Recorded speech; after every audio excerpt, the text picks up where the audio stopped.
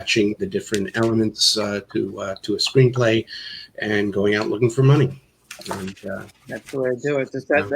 Was it the money the main motivator, or do you think that the experiences in the Bronx really pushed you to get into that whole acting aspect of it? It's hard to tell. It's when you were a kid that said, "Hey, I want to do this." Yeah, it's really hard to tell where the influences were and where they came from. I know that I've filmed a couple of my films in the Bronx, and portions of my films were shot in the Bronx.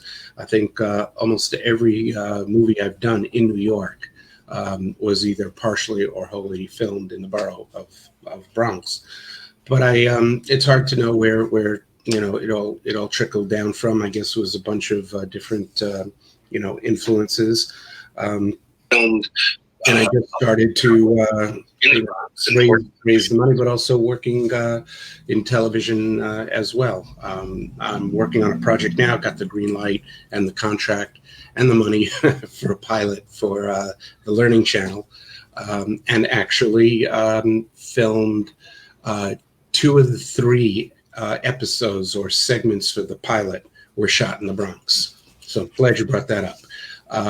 And we're basically trading notes right now, and we'll hopefully get an air date soon. But the most important thing when you're doing a pilot is obviously to get the order to do subsequent shows. So right. Fingers are crossed. And also developing something for the E channel, but that's not as mature right now as what's going on for TLC and Discovery. And, to that effect, I've done a couple of other TV shows. I did a PBS special with Jose Feliciano at Lehman College, which broadcast all 50 states. And the film that I did was it was a documentary based on the show that John Leguizamo was doing, Latin History for Morons. That was not shot in the Bronx, but primarily Manhattan, New York City.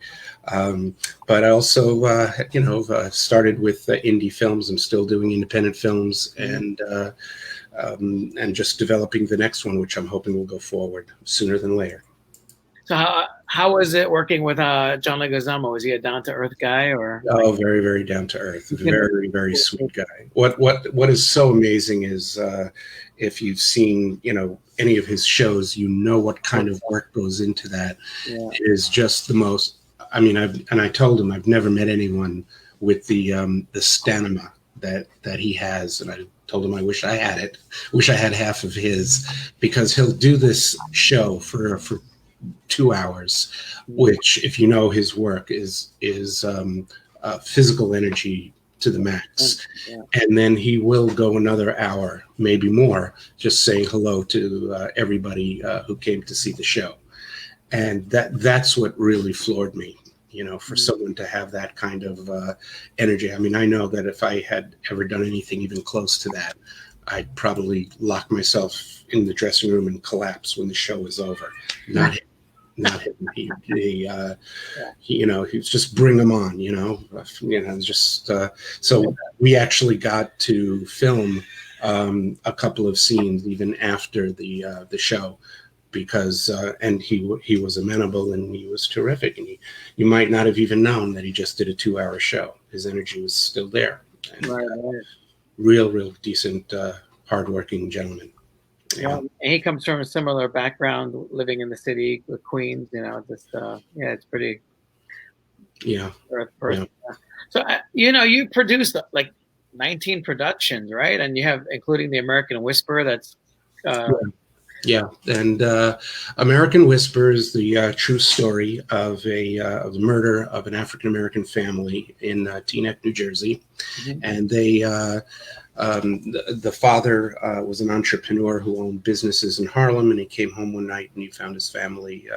And of course, he was the suspect. And the film is essentially a crime thriller where you don't really know how it's going to end until you see it to the end. It's currently playing on Amazon Prime, Tubi TV. and we're still negotiating for some other outlets to to broadcast it. But right now on Amazon and Tubi, we've had more than 1 million plus views since its release in May, and for a 90-minute film,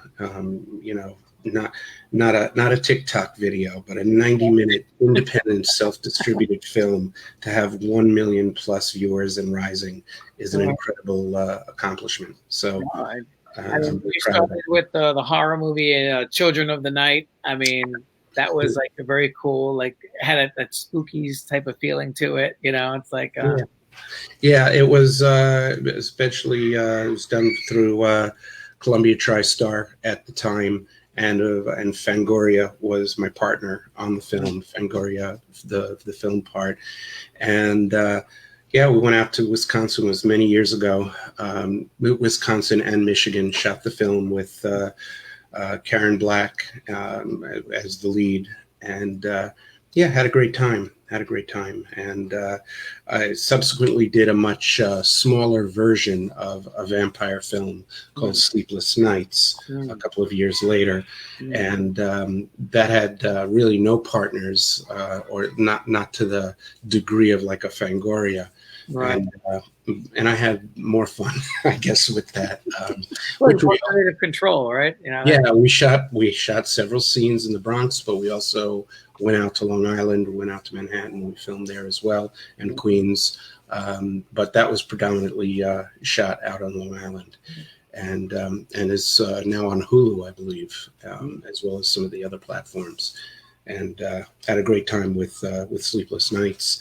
I'm also developing different sci-fi, also horror, but mostly science fiction and a faith-based project that I'm hoping to go to mount soon. And Legends of Nathia, which you can see a little bit behind here.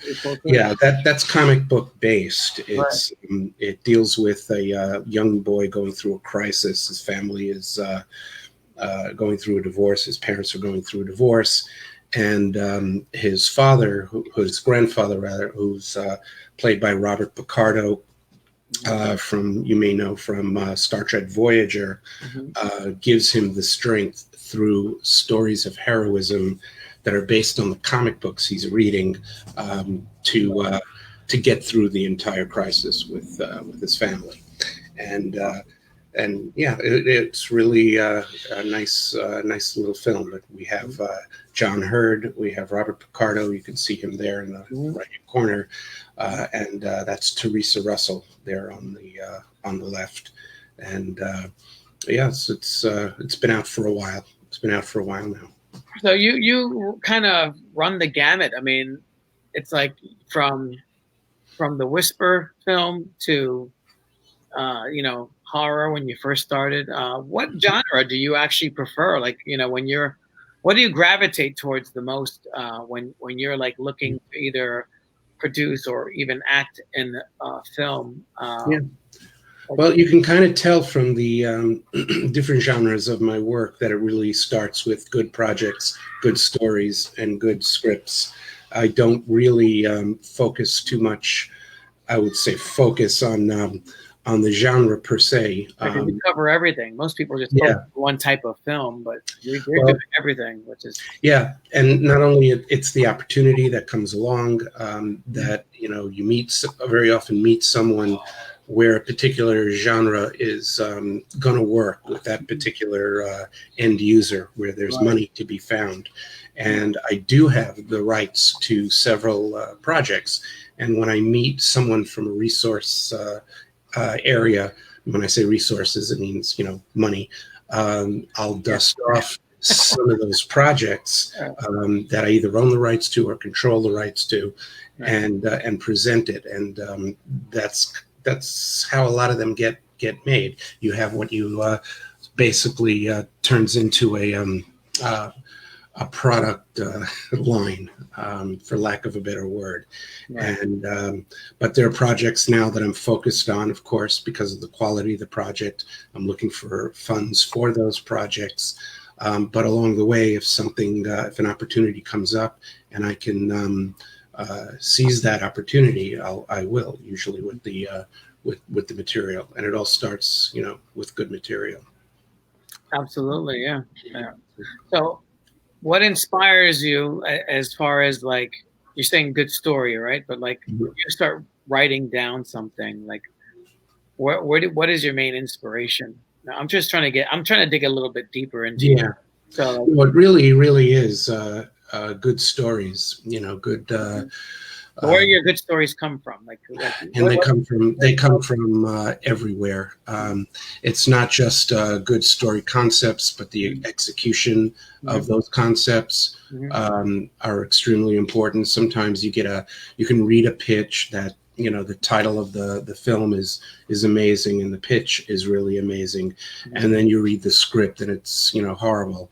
And sometimes you can work with something like that, especially when the concept is so good.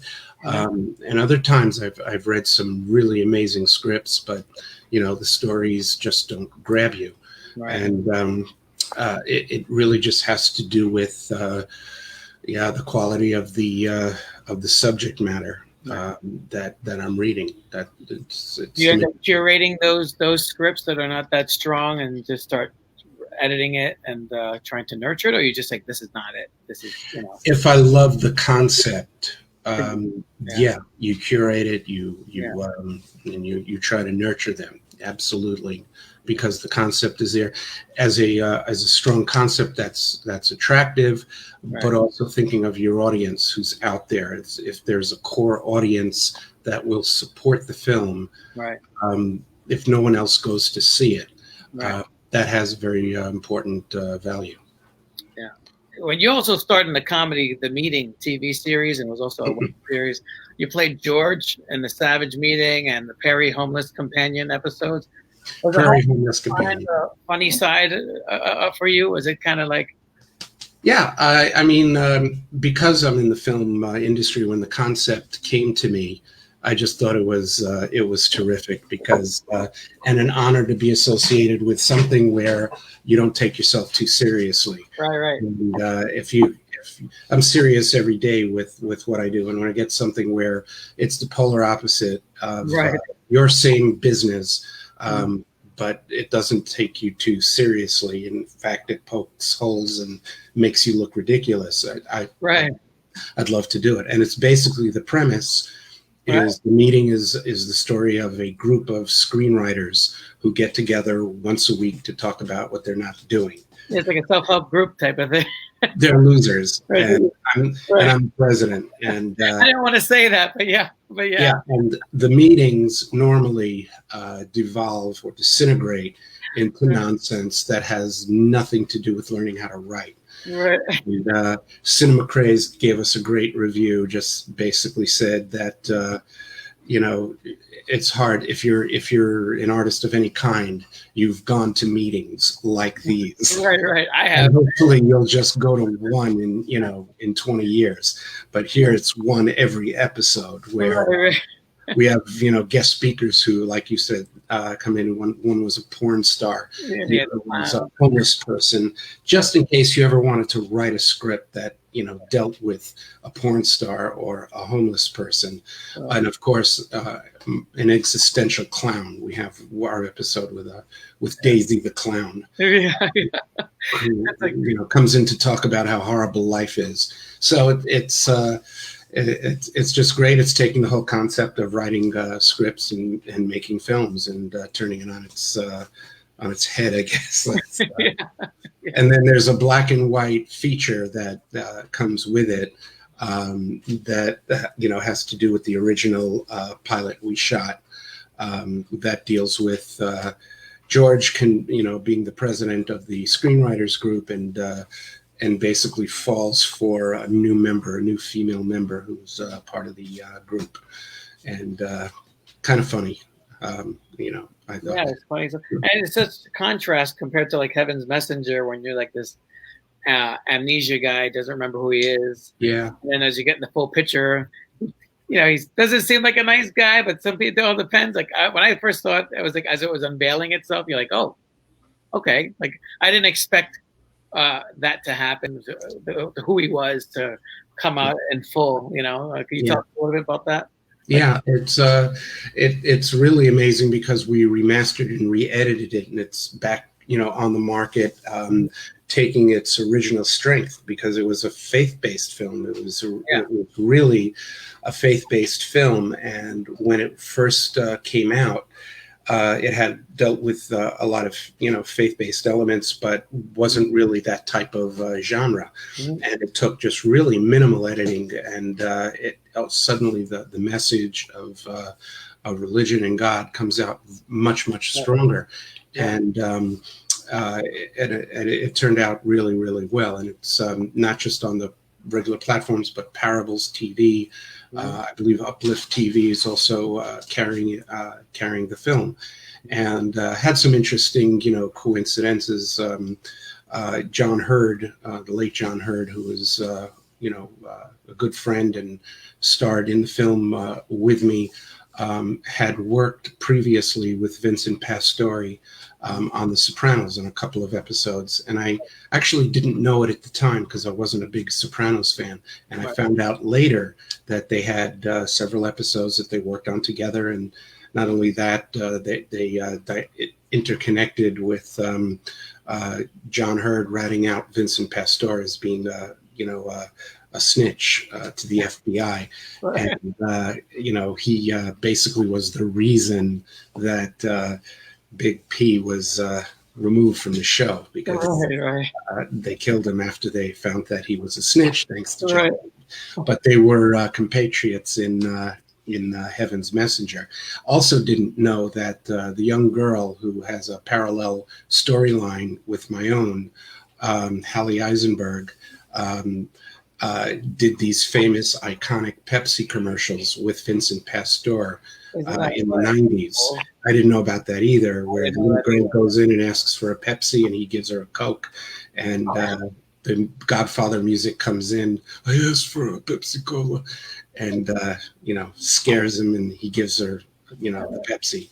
It's like an homage to John Belushi there. It's like I just didn't know that all of this occurred before we started doing the movie. That's so cool. It was fun. Yeah. Lance, do you have any questions, man? Yeah, I do. With the move towards streaming now for, not just during the pandemic, but in general, and the fact that you've gotten, great views on Amazon Prime and some of the other streaming services for your films, how do you go about promoting those films so that they get more eyeballs on them? Because there's so much, volume on these platforms that to get noticed, especially to get that kind of view count. Yeah, it's definitely very much more niche than it's ever been. I mean, and that is an opportunity. And I'll be honest, your first choice is not really to promote your own films. If you can get the publicity department of a studio to do it on your behalf, that's so much better. But at least when you're doing it by yourself, you're following your own successes and and pushing away, hopefully, the pitfalls, the mistakes that you make. But when you have let's say a project like American Wisper, where 90% of the cast is African American, right away it is a call to action. We are trying to reopen the case because it's unsolved.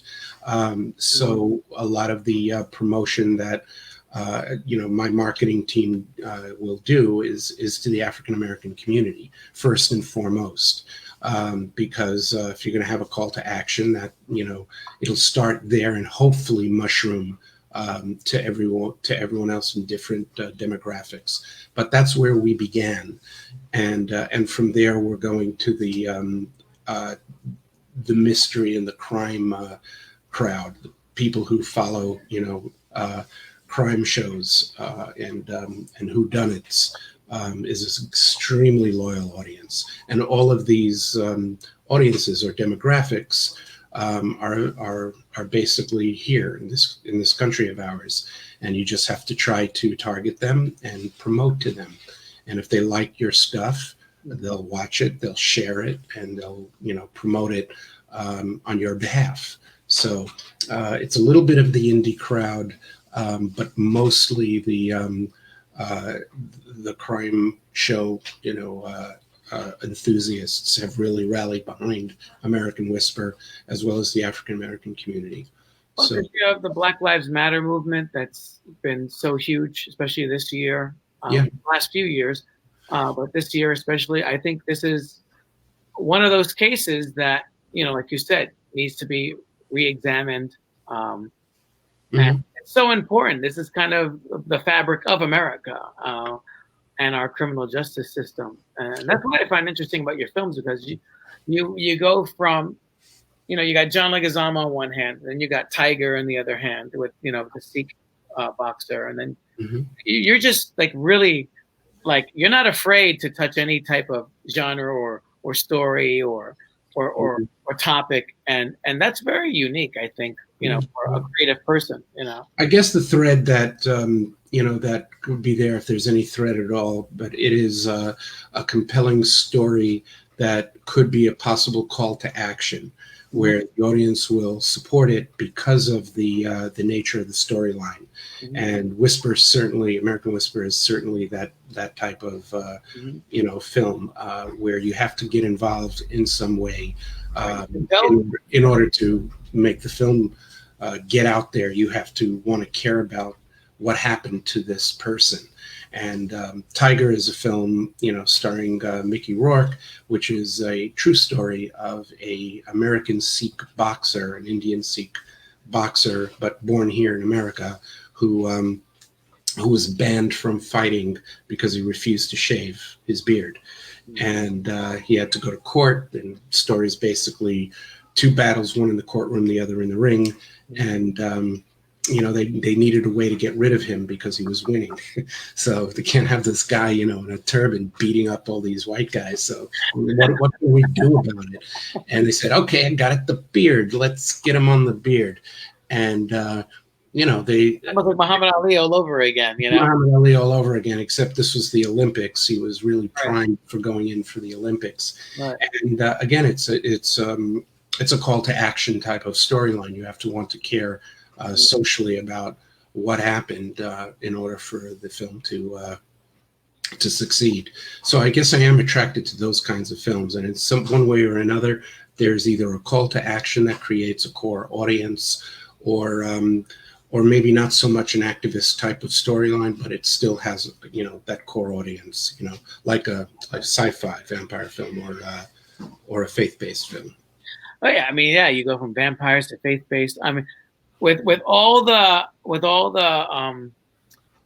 different types of films that are coming out there, it seems like the faith-based film is probably marginalized, that genre. Do you think that there's still a growing market for that, especially with the last election, looking at how divided America is? I mean, it's not in any way marginalized. It's an entire universe that's out there that actually needs product and wants to see that kind of product that's out there, because a lot of them, a great portion, basically cut themselves off from the kind of standard movies and TV shows that we watch and take for granted. They don't go there. Right, I can see that, because I can't watch with my son at all. I try to watch anything with HBO. You can't watch it with your kid. It's just like That's it. So actually, Heaven's Messenger has the Dove Foundation, which is affiliated with the soap.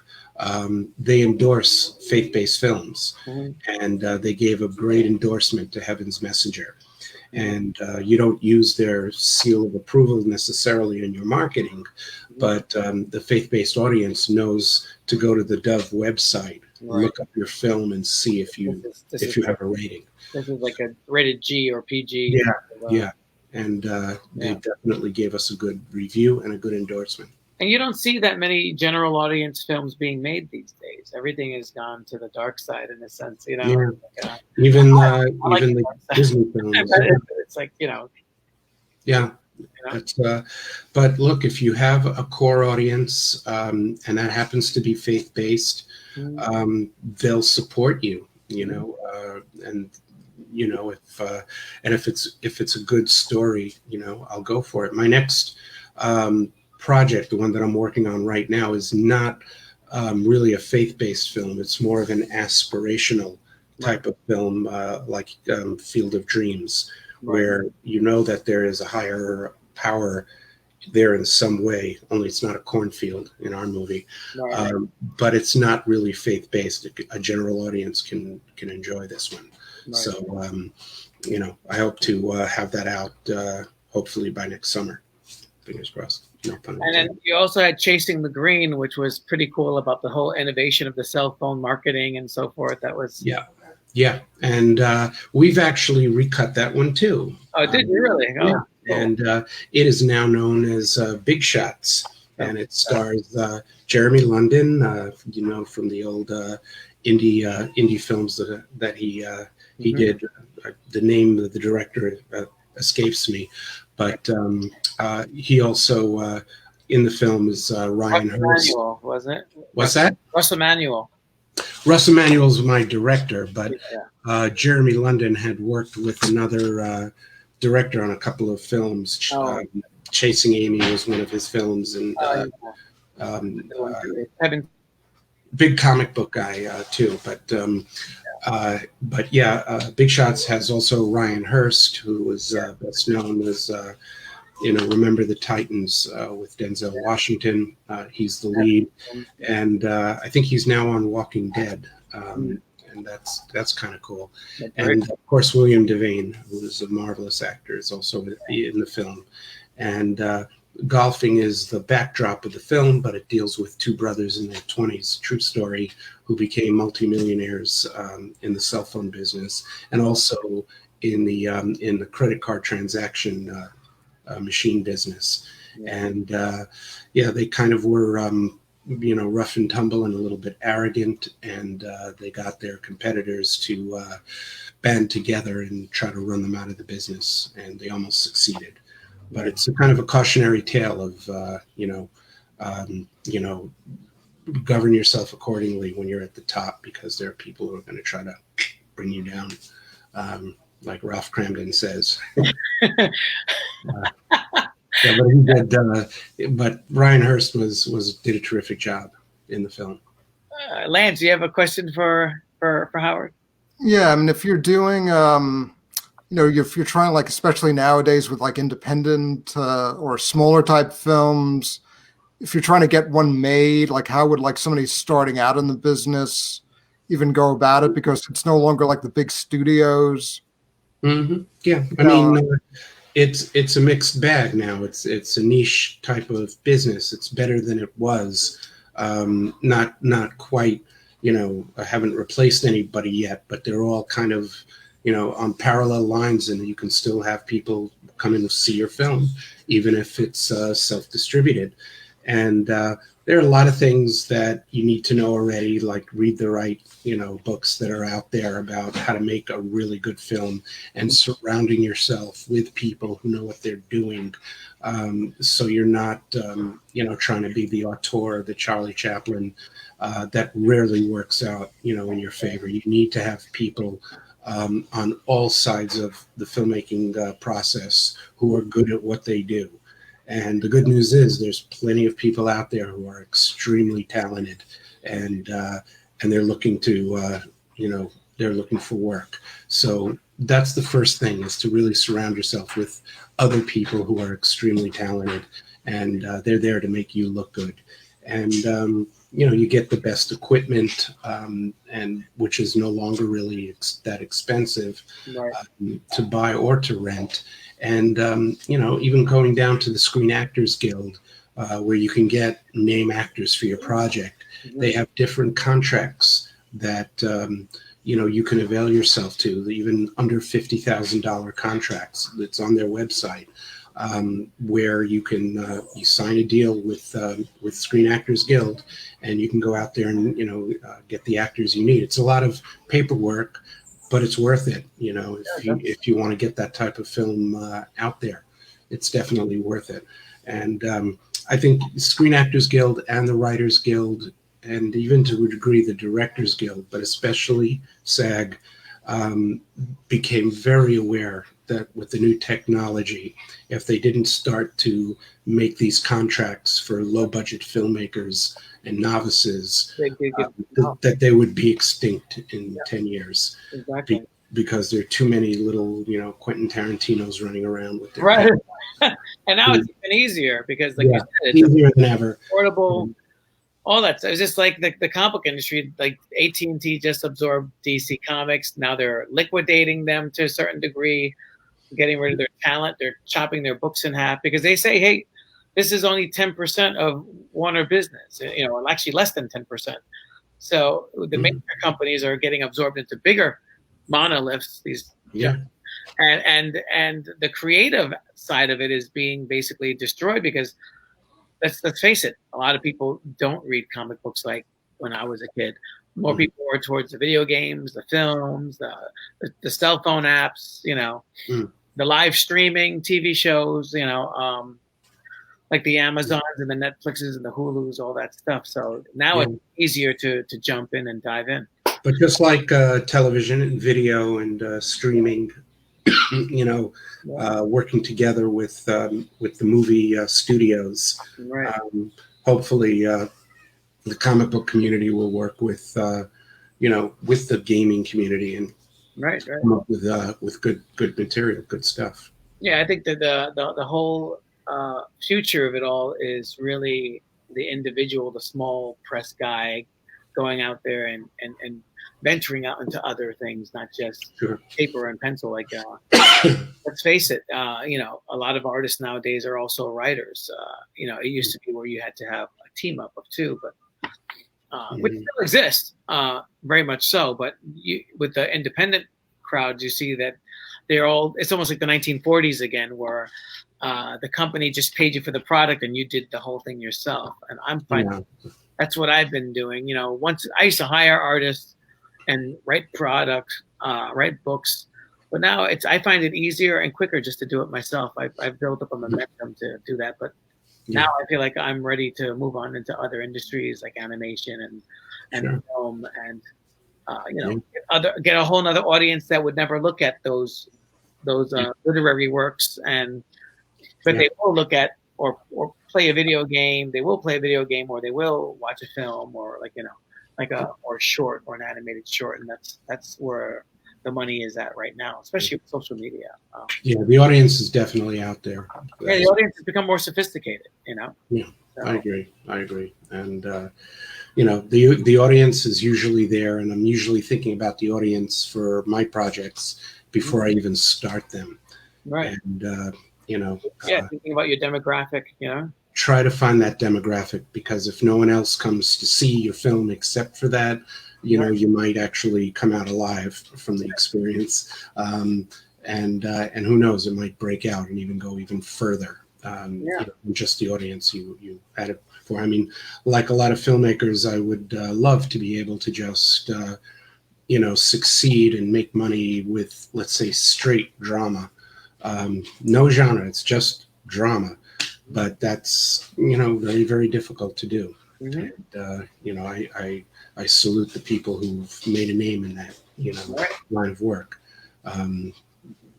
It's a very difficult thing to, to produce and get out there. Yeah. I mean, COVID has taught us that the movies theater is slowly but surely becoming a library, right? It's not necessary, And even distributors and the reps and the agents who handle movies will tell you, if you made a drama, don't call it a drama. Find another name. It's a crime thriller. You can go after the crime people. Don't call your film a coming of age drama story. Nobody wants to see that if it has no big stars. So. Right, exactly. Oh, that makes sense. Let me ask you this. Out of all these projects you worked on, which was the most fun that you enjoyed working on the most? I mean, not to separate your children or the things that you produced, but which was the one that's most memorable to you? That they were really all fun. to do, and really truly the people you work with is the best part, and you miss them when the projects are finished. And that's why even for TV series, I'm sure it's an emotional killer, when they do their last show because they're being canceled or something, because it's really all about the people. And I guess Heaven's a Messenger, I had some of the best collaboration in terms of working with people that I've ever had.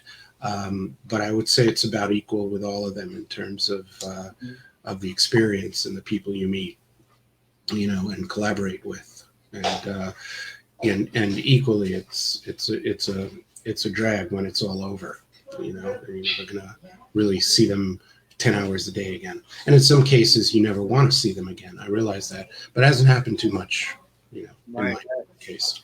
Yeah, I mean, like also The Occupants was another one of those like documentary type films that make you think outside the box, especially where the alternate reality is introduced. Sure. Yeah, Occupants basically is the story of a husband and wife who discover alternate versions of themselves while they're surfing on the internet, and or basically they're producing a documentary, and they're watching the footage, and they suddenly see themselves, but it's not really them. It's somebody else in an alternate universe, and you guessed it. They're evil, and they're trying to get into their universe. Like that classic Star Trek when they see the darker versions of themselves. Like that's basically that's basically what it is, and it's the actors are terrific. The cameo by Robert Picardo, again, stars Brianna White and Michael Palese. We were invited, which is where you and I met again, and hooked up at the Comic-Con in San Diego. That's right. And we won first prize for best film at Shriek Fest. That's right. A couple of years ago. So it's a really good film. It's a really good, and again, it just became that kind of opportunity. Again, somebody gave me the script, had it on my desk for a while, and I was pushed incessantly, by the director Russ Emanuel, that we could do this we could crowdfund for this because it's only a handful of actors and a handful of locations. Right. So finally, I went out to LA and I met with the writer, and said, okay, let's do it, let's try it. And it turned out to be, director knew what he was doing. It turned out to be a combination of raising money on crowdfunding, but also I raised it as well from private investors. And so I guess the director knew that I would probably pick up the slack somewhere and get, other people to come on board as well, which I did. And it's terrific little film. Yeah, I mean, one thing that premise of that kind of reminds me of in real life is that, the idea that since people, when you go online now, you always used to think when you were like younger that you had all these specific tastes that were just yours or something, and you see how people of your demographic or your age group or so forth, like the same bands, the same movies, the same TV shows, and it goes on, and everything that you used to feel was like so individual about yourself. Yeah. You just see it like, you just, even when you're on Amazon or something, like people who listen, bought this, bought that. And and it turns out to be a good thing, because you really want that, if there's a million other people who like the same things you like, and if you're a creator, you hope that's what's going to happen when you finish your movie. Clint Eastwood, I think, said something to the effect of making films that people like, and he said, I know what I like, and that drives what I make, and hopefully other people will feel that way as well. And so that's hopefully what you'd like to happen when you create things and bring them to the screens, as they say. So. Yeah, I mean, just like you mentioned before, you worked with Jose Feliciano and David Wallace on the Feliciano the Legend. I mean, here's a guy that not just has like the #1 Christmas song every year for the last 40 years, or but I mean, the guy is a blind musician. The guy is a legend with his other songs, but yeah, I mean, it's incredible that you're able to interact with these people and help make their pictures come to life. And I mean, it was a lot of fun, working with him, and it was a great experience, working on the show. And it's actually his manager became a very good friend of mine, and he lives about 2 hours away from me now. And he told me Jose kind of makes about $1 million a year just from that song. Really? Yeah.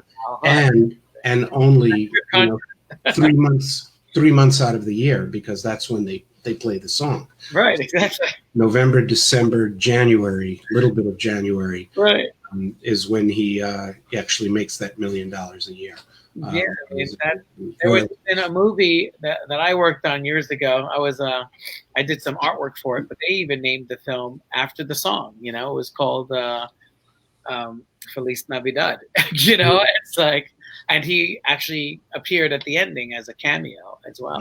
Yeah, and he actually wrote one of the songs in my film, Heaven's Messenger, but unfortunately we kept him as credited, but we could only use it for film festivals. And after the film was released, Universal Music really wanted just too much money for the song, so.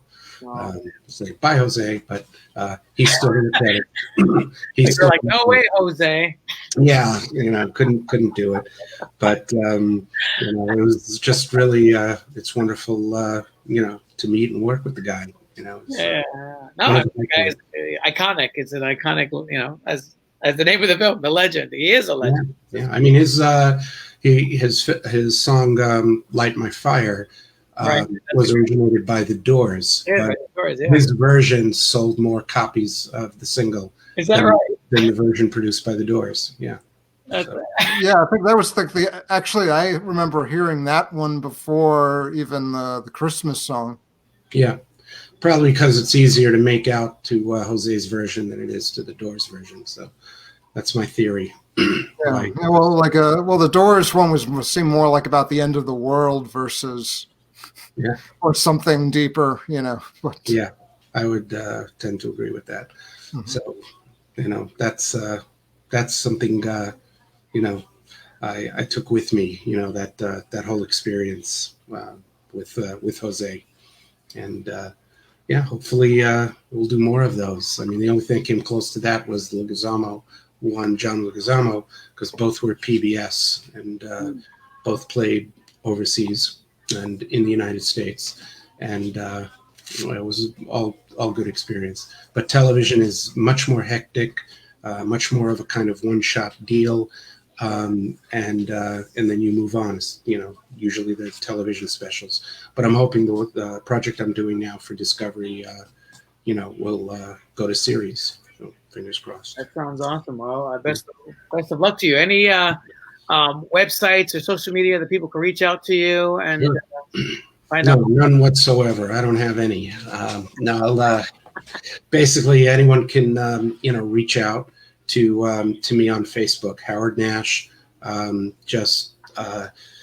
You can cross-reference, but eventually you'll find me on Facebook, Howard Nash. Email howard.nash27@gmail. You can find me there as well. I'm on Twitter. Please follow me on Twitter. And of course, you can look up some of the films, and that also is a way of just cross-referencing and finding me. So that's it's easy. I make sure that my contact information is out there for a variety of reasons, in case someone has an opportunity. I think my dog just saw a cat running. You might hear him. In case someone has an opportunity, in terms of funding, but also good writers. I'm always open to hearing from good writers. It's fantastic. Thank you so much for coming on to Bronx Heroes Live. Sure. Thank you. And thank you guys. And let's do this again sometime. Yeah, let's do this again. I'd love to have you on. We didn't get to talk about Tracks or any of your other films, so. Yeah, they're all there. IMDb.com. That's ELO, the original members of the Electric Light Orchestra. I did a show with them. Yeah, that was good. All great guys, except for Jeff Lynne. He was not there. He was gone. But all the members that I worked with were the original members. Very good show, but it's imdb.com will, fill you in.